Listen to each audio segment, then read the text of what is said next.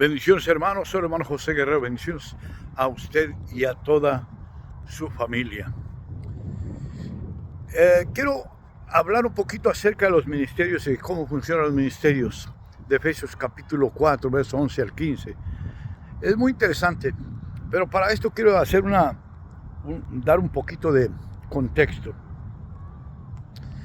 Había estado aquí en Alaska, en Wasilla, Alaska, había estado trabajando con algunos pastores. Ya tengo un año aquí, ya he estado conociendo gente que está pues predicando el evangelio por tiempo. Y estando en la predicación del evangelio, hermanos amados, he encontrado hermanos en la fe que nos han tratado con mucho respeto, con mucho cariño. A nosotros hemos encontrado. La parte más difícil de estar aquí en Alaska es que hemos encontrado pocos grupos hispanos, y algunos de los grupos hispanos que hemos encontrado pues no hemos sido bien recibidos, digámoslo así. No es con el mal sentido, es más bien por la manera que pensamos. No, hermanos en la fe, estoy hablando de hermanos en la fe, porque gente mundana pues he encontrado algunos también y les he evangelizado de México, de Puerto Rico, de otras partes, pero en el mundo hispano casi no hay. Lo que más hay aquí son puertorriqueños y mexicanos. Y luego están los grupos cristianos, algunos grupos cristianos que hablan español, lógicamente, pero que tienen otro pensamiento doctrinal, digámoslo así, o piensan que tienen otro pensamiento doctrinal. Cuando se tiene el conocimiento bíblico, hermanos amados, doctrinalmente hablando, la Biblia no es diferente en un grupo específico y otro específico, ya sea pentecostés o ya sea de evangélico, ya sea de cualquier denominación en cuanto al cristianismo. Si verdaderamente la gente busca a Dios, es la misma doctrina. El problema consiste en no entender lo que es la doctrina. Lo voy a explicar un poquito. Doctrinalmente hablando, cuando nosotros hablamos de doctrina, no hablamos de lo que uno puede pensar acerca de la fe o la idea personal de la fe, no. La doctrina es lo que la Biblia dice que es doctrina. Le quiero explicar una referencia que yo uso mucho y que es muy sencilla de entender. Es la referencia que hace el apóstol Pablo en Tito 2:1 y le llama la sana doctrina, o según en Timoteo capítulo 4, versos 1 al 7, la doctrina de Dios, la palabra de Dios. Pero, ¿qué es una doctrina? Esa es la pregunta, para poder discernirla. Separar de lo que es eclesiástico y lo que es doctrinal. Bueno, una doctrina es algo que no se mueve, que está puesto por Dios de manera estructural, de manera que nadie la puede mover o no la debe mover. Pueden mover lo que quieran, pero no la palabra de Dios desde la perspectiva de la teología de Dios. La gente puede hacer lo que quiera con lo que quiera. Eso no quiere decir que están bien. Cuando una persona mueve algo que es doctrinal o algo que es estable, de acuerdo a Dios, automáticamente apostata a la fe. Por eso es tan importante que entendamos 2 Timoteo 1:13, 2:15, 3:16 y 2:2. Porque ahí en esas citas bíblicas, hermanos amados, por lo menos en el Nuevo Testamento, desde el Nuevo Testamento, aparece lo que significa doctrina. Por lo tanto, doctrina es una ley, un estatuto, un mandamiento, un principio. Esa es la definición de doctrina, que Dios estableció para que no se pueda mover por nadie. Nadie lo puede mover, no importa quién sea. Vuelvo a decir, si alguien mueve una doctrina, automáticamente apostata de la fe, pasa a salirse del cuerpo de Cristo. Por lo tanto, como es estructural, la doctrina es estructural, tiene una forma. Entonces dice ahí la palabra del Señor: retén la forma de las sanas palabras. Sanas palabras, sanidad, salvación, es el mismo, son sinónimos de esta misma palabra. Lo dice segunda Timoteo, la segunda carta del apóstol Pablo a Timoteo 1:13, retén la forma, pero se refiere a la estructura que Dios establece, el estatuto, el mandamiento, la doctrina que Dios establece como inmovible. O sea, que no te están dando opción. La Biblia no permite la opción. La Biblia, cuando es doctrinal, la palabra habla algo doctrinal, no te permite la opción. ese es el problema de mucha gente, que como la Biblia no te permite la opción, la única manera que tengas opción es que apostates de la fe. Esta es la realidad. Cuando una persona apostata de la fe, ya no es parte de la fe, aunque diga ser parte de la fe, no lo es, porque Dios no le permite. Por eso cuando vamos a leer la Torá, los cinco libros del canon de la Torá, Génesis, Éxodo, Levíticos y hasta Deuteronomio, encontramos que esa es la misma estructura. Dios le da a Moisés estos mandamientos para el pueblo de Israel, no se pueden mover, pues son leyes, estatutos, principios bíblicos, o lo que nosotros llamamos en el Nuevo Testamento doctrinas.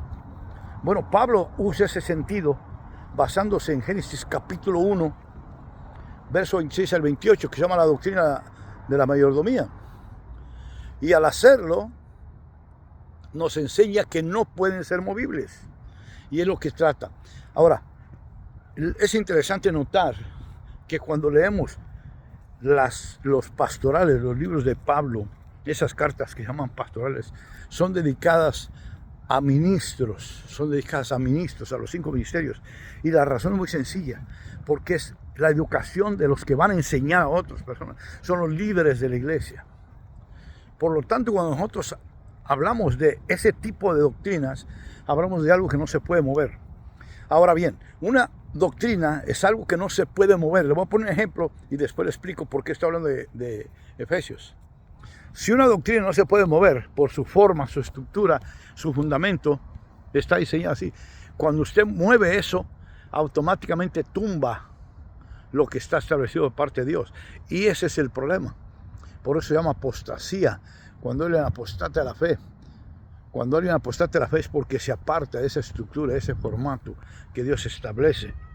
Esa es la única diferencia.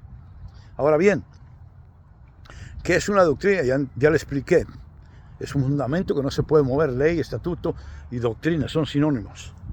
Ahora bien, ¿qué es para apostatar de la fe? Es moverse de la doctrina. Entonces, cuando hablamos entonces de la Biblia, no importa la denominación que sea, lo que menos cuenta delante de Dios es la denominación. Lo que cuenta delante de Dios es la doctrina, porque es el formato. O sea, en otras palabras, la doctrina define el tipo de iglesia que usted tiene. Por eso yo siempre explico, y lo explico otra vez. Hay doctrinas de demonios. 1 Timoteo capítulo 4. Voy a usar el Nuevo Testamento, porque el Antiguo Testamento está lleno de eso mucho más veces que el Nuevo. Hay doctrinas de demonios. 1 Timoteo capítulo 4, versos 1 al 7. Hay doctrinas de hombres, por usar una cita, Mateo 15. Y hay la sana doctrina. ¿Cuál es la sana doctrina? La que Dios estableció, Tito 2.1, 2 Timoteo 4, 1 al 7. Cuando una persona tiene una doctrina que no es bíblica, está fundado en una doctrina de hombres o en una doctrina de demonios. Eso se llama apostasía. Tanto las doctrinas de hombres como las doctrinas del demonio, del diablos, son apostasía, todas. Ahora usted me va a decir, ¿cómo es eso? Bueno, le voy a explicar, le voy a poner un ejemplo. Muy sencillo, mire. Un ejemplo muy sencillito, pero porque usted tiene que entender y yo tengo que entender, ¿ok? Todo gobierno tiene doctrinas. Todo gobierno, no importa el gobierno que sea, todo gobierno tiene doctrinas. Y de eso es que, en esa forma es que rige a sus súbditos.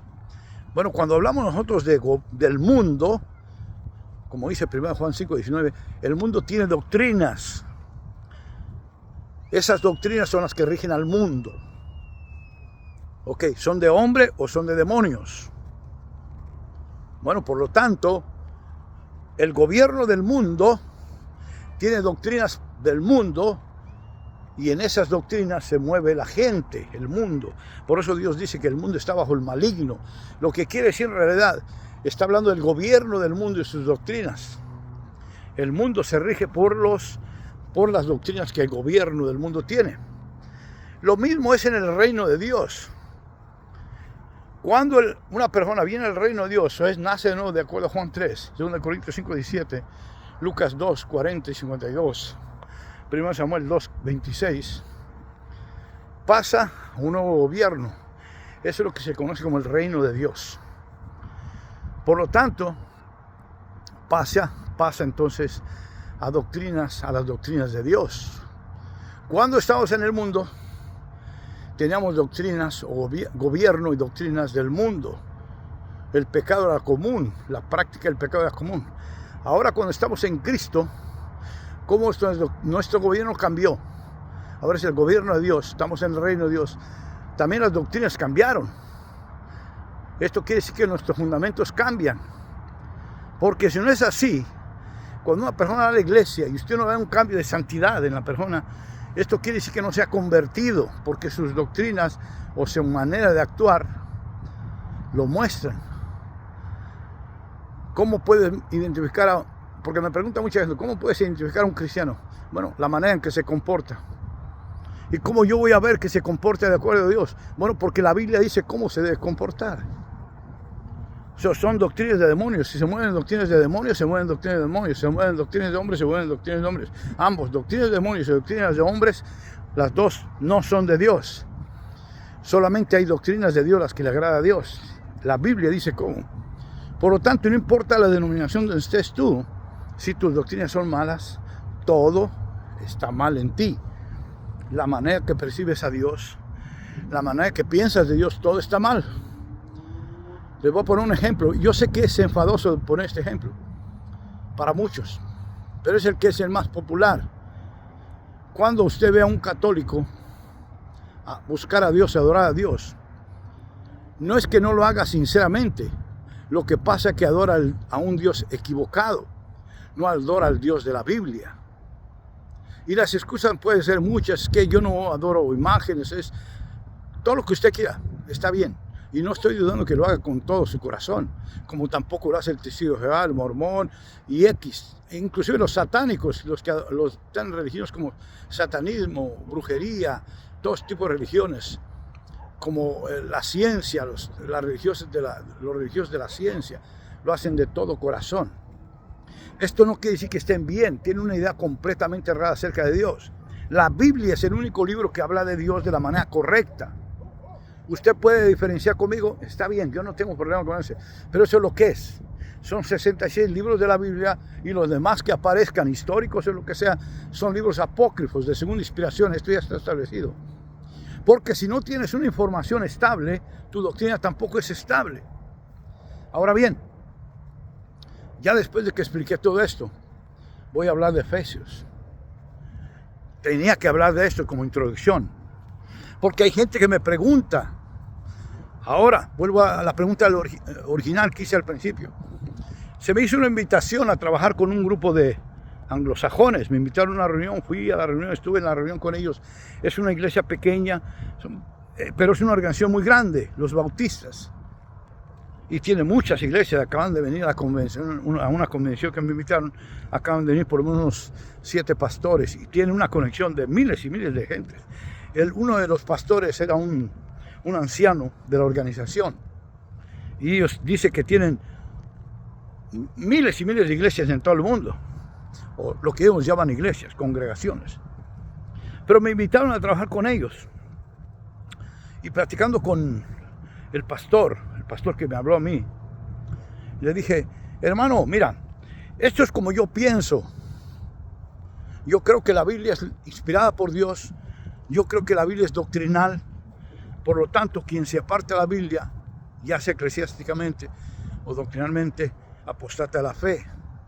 Y ya después de una conversión larga, me dijo, de la misma manera que yo creo, hermano José, me dijo. Ok, perfecto, entonces sí podemos trabajar. Porque aquí para trabajar con los hispanos, hermanos, me he topado, yo amo a mis hermanos hispanos, cristianos, pero me he topado que cuando se les dice que tienen que obedecer la Biblia, y estoy hablando de pastores, no estoy hablando de miembros, de líderes, no quieren, porque si yo le digo, por ejemplo, estaba platicando con un pastor hispano que me invitó a trabajar, estaba platicando con él, y él es un pastor de otro estado, de otro lugar de Estados Unidos, y tiene sus iglesias en otro no voy a decir, pero en otro estado de Estados Unidos, de Norteamérica. Pero abrió una iglesia aquí en Alaska. El único problema que existe con esto es que está equivocado la aplicación que está haciendo está equivocada. Porque Dios no te llamó como pastor para abrir iglesias. Dios te llamó como pastor para cuidar la iglesia que Dios te dio. Lo correcto es que si Dios te está dando una oportunidad de abrir, tú puedes abrir, es mandar a un misionero, a un apóstol que abra la iglesia allá. Y después se establece un pastor, pero tú no descuidas, aunque supervises de alguna manera como anciano, la obra tú no la descuidas, porque si no, vas a perder lo tuyo por cuidar lo que no es tuyo. Y esa es la manera en que yo enseño. Tienes que ser fiel a lo que Dios te dio. En lo poco fuiste fiel, sobre mucho serás puesto. Y esta interpretación hermenéutica exegética de esta teología quiere decir, no que te van a dar mucho aquí, sino que la comparación de la eternidad a la vida humana es mucha la diferencia. Si tú eres fiel en lo poco, que es el momento de vida que estás aquí, en la eternidad va a ser muy larga. Aprende a obedecer aquí, a ser fiel en lo poco, la vida. Y después, cuando estés allá, vas a entrar a un mundo de eternidad, no es temporal, ya no son 100 años.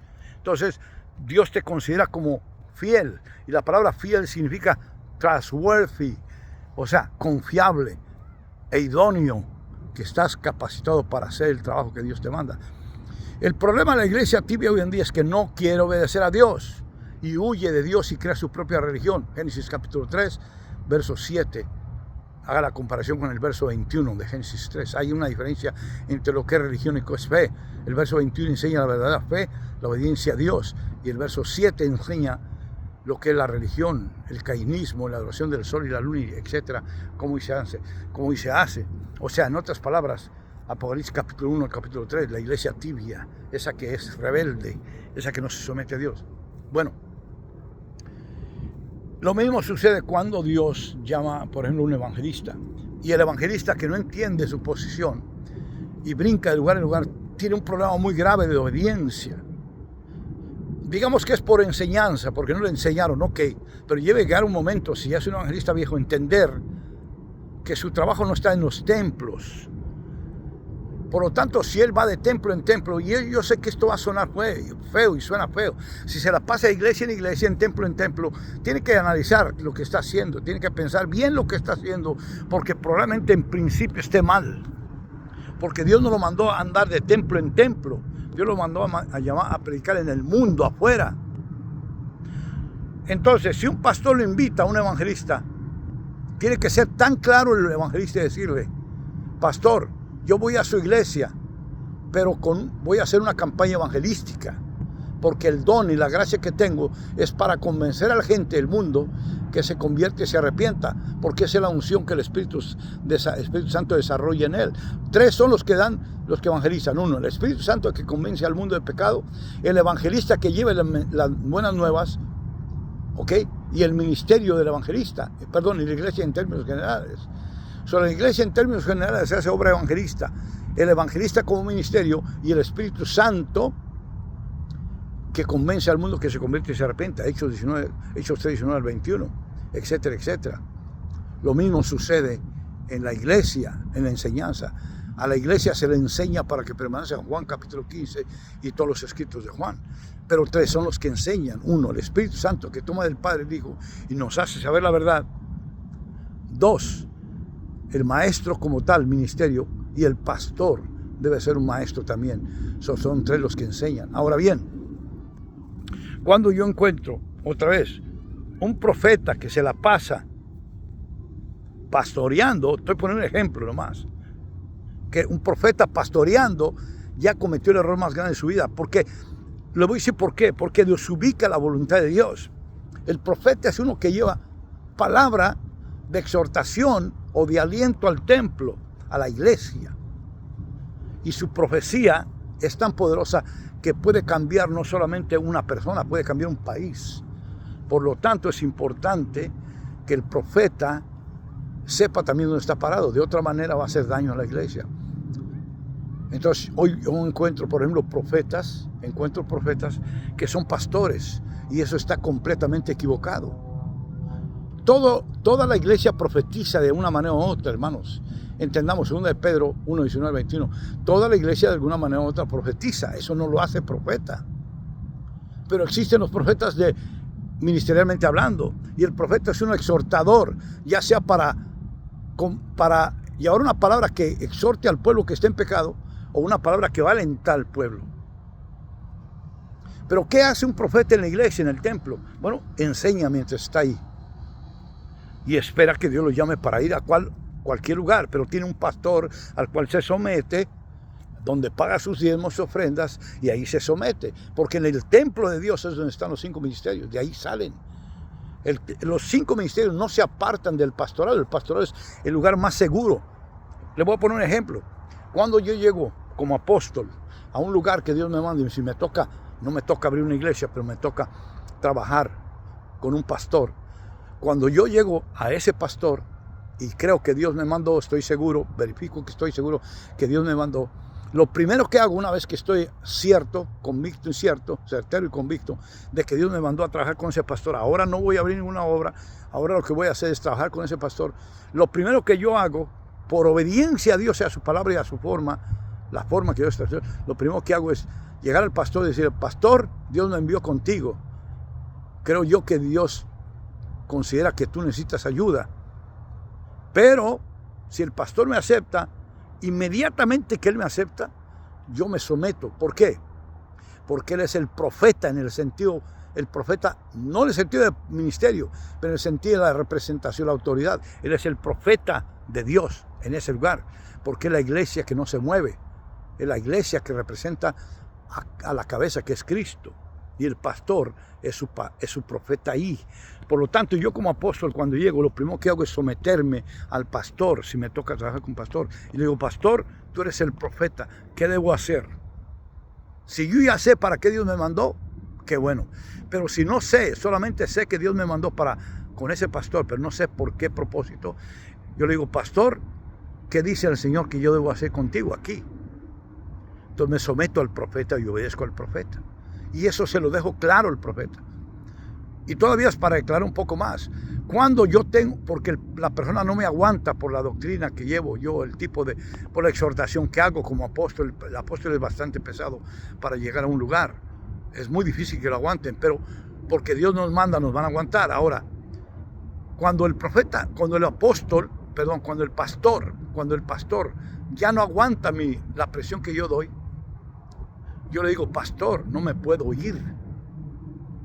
Necesitas correrme tú, porque yo no me puedo ir. ¿Por qué? Porque si yo me voy así, me voy en rebeldía.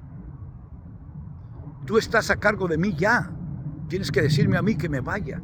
Y cuando él me dice: hermano, se puede ir, me ha sucedido varias veces, yo le digo: pastor, gracias, que me permitió cumplir lo que Dios me mandó. Ahora ya me voy. Ya es responsabilidad del pastor otra vez. Pero la autoridad que Dios me dio a mí no queda en peligro, porque cuando yo voy afuera es muy peligroso ir sin la voluntad de Dios, sin la unción de Dios, cumpliendo el ministerio que Dios te dio. Es sumamente peligroso.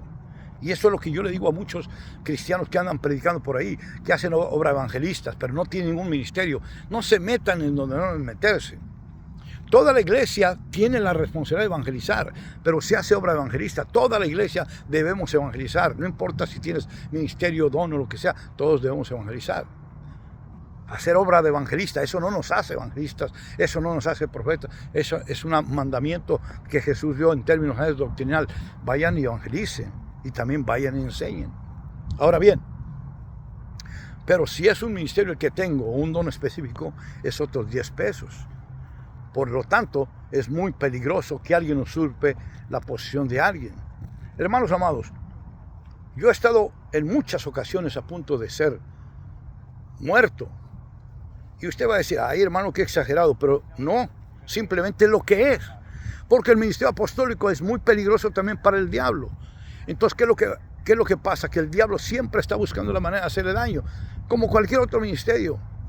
Y no estoy exagerando. Pablo lo dijo muchas veces: en mi cuerpo llevo las marcas de Cristo. No somos Pablos, porque cada quien es diferente. Y el ministerio apostólico de Pablo, el ministerio apostólico de los primeros 12, es diferente al ministerio apostólico de este día. En ese sentido literal, literal, factible de la realidad que estamos viviendo. El ser humano sigue siendo el mismo pecador, pero las culturas cambian. Las culturas cambian, las maneras de pensar cambian, pues el ministerio apostólico es diferente en cuanto a la aplicación real. Por eso es importante.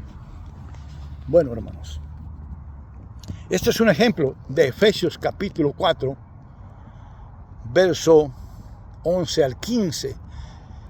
Ahora bien, para terminar, porque yo hablo mucho de esto y es lo que me interesa a mí hablar. Yo no me interesa hablar de nada más que no sea enseñar.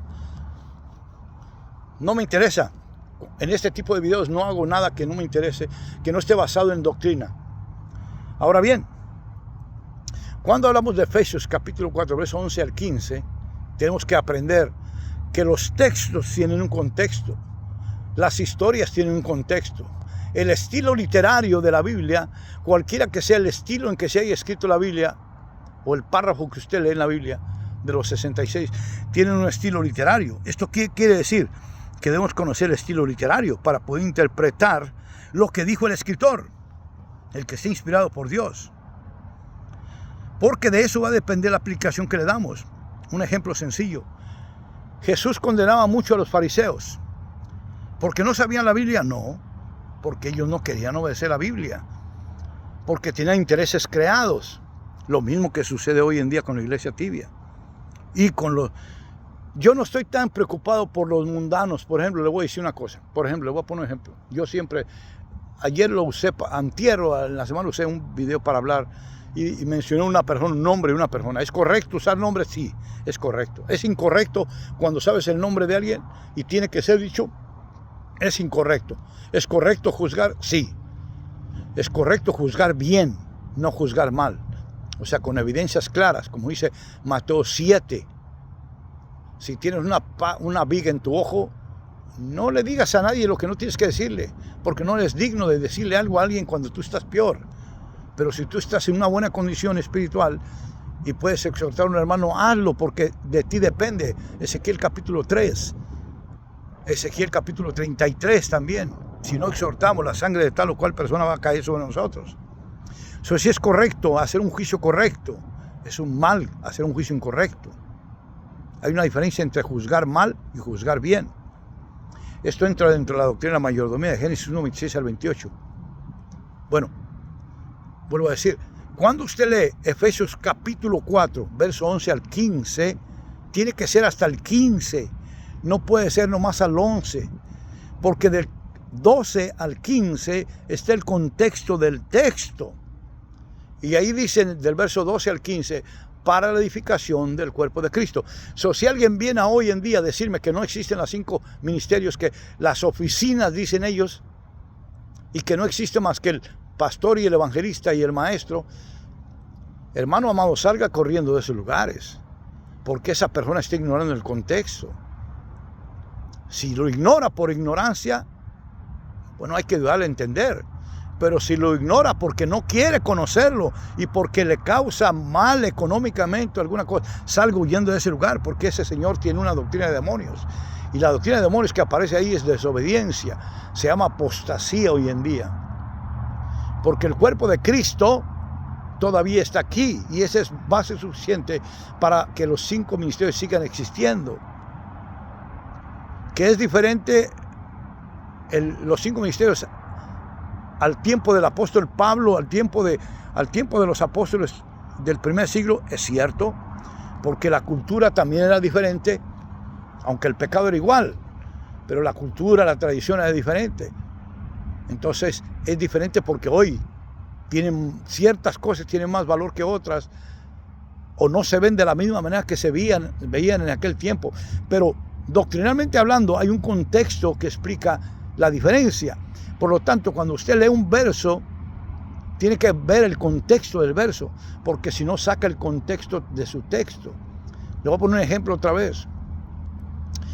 El libro de Oseas cuenta la historia, y son varios libros los que cuentan la misma historia, pero le voy a decir el libro de Oseas. Todo el libro de Oseas cuenta la rebelión de Israel. Pero en el capítulo 4, verso 6, dice el verso: mi pueblo fue destruido porque le faltó sabiduría. Esa es la parte que leen mucha gente. No dice totalmente eso. Dice también dice el verso, porque menospreciaron el conocimiento. Lo cual me garantiza que el problema no es que no había conocimiento. El problema que había ahí es que ellos no querían obedecer a Dios, porque menospreciaban el conocimiento.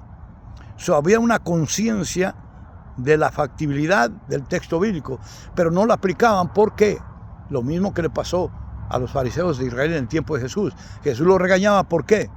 Porque la aplicación del texto no la hacían correctamente, porque no querían hacerla. Es tanto así que humanamente, juzgando humanamente, filosóficamente, ideológicamente, humanamente, psicosomáticamente, humanamente, socialmente, humanamente, lo mataron a Jesús.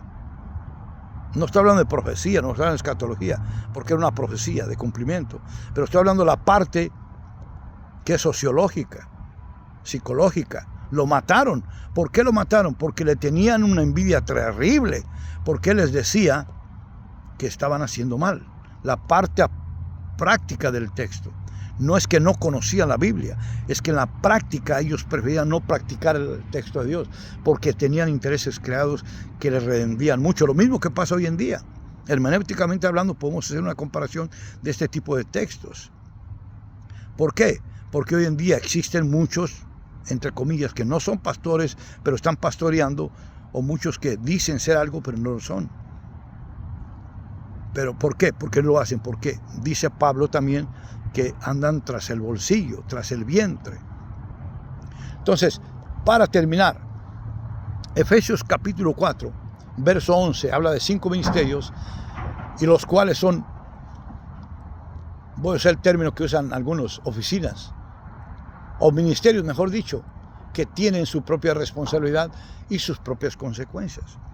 No pueden ser usurpados. Desde el momento en que alguien toma un pastorado, por ejemplo, y se hace pastor sin ser llamado sin ser llamado por Jesucristo para el ministerio pastoral, desde el momento se mete en un problema grave, porque ahora va a tener que llevar una carga que no va a poder llevar y va a terminar corrompiéndose. Mire, para terminar, otra vez vuelvo a decir, las virtudes las da el Padre, vienen con él. Génesis capítulo 1, verso 26 al 28. Vienen en el DNA de la persona, en la sangre, en los átomos de la persona, en la genética de la persona. Se llaman habilidades, talentos y virtudes. Los dones son dados por el Espíritu Santo. 1 Corintios capítulo 12, por usar 9, por ejemplo, por usar 9 ahí. Los ministerios son dados por Jesucristo, todavía son dados por Jesucristo. Ahora, si usted me dice, es que es el Espíritu Santo, sí, mi hermano, es cierto, pero estamos hablando de lingüística. Los tres están envueltos siempre, el Padre, el Hijo y el Espíritu Santo, y los tres trabajan mutuamente para el propósito de la edificación del cuerpo de Cristo. No va a ser raro encontrar al Espíritu Santo envuelto en un tipo de lenguaje como el que Juan 8, y donde esté el Espíritu de Dios, ahí hay libertad. Y si el Hijo libertad, seréis verdaderamente libres. Y el Espíritu del Señor es el Señor. Va a encontrar lenguaje. O sea, no está hablando otra lengua, simplemente es un estilo literario. Por lo tanto, cuando hablamos nosotros, hermanos amados, de los 5 ministerios, cada uno tiene su propio precio que pagar, pero nadie puede usurparlos, porque si lo hace, automáticamente rompe lo establecido por Dios. Piensa en eso, hermano. Si usted está evangelizando, hágalo como iglesia. Pero no tome un puesto, una posición que no le corresponde. Haga evangelismo, enseñe como Dios manda en términos generales a la iglesia. Pero no diga que usted es un pastor si no lo es. Y no tome un pastor si no lo es. Y haga que cada uno de sus ministerios cumplan lo que tienen que hacer. El evangelista debe ser evangelista para el mundo. El pastor dentro de la iglesia. El maestro dentro de la iglesia. El profeta espera una palabra para ya sea exhortar o alentar, y así consecutivamente el apóstol abre obras o ayuda de alguna manera a pastores y ministros a establecer lo que Dios le ha dado. Y Dios me los bendiga. Hasta la próxima. Soy el hermano José Guerrero. Bendiciones a usted y a toda su familia. Bye.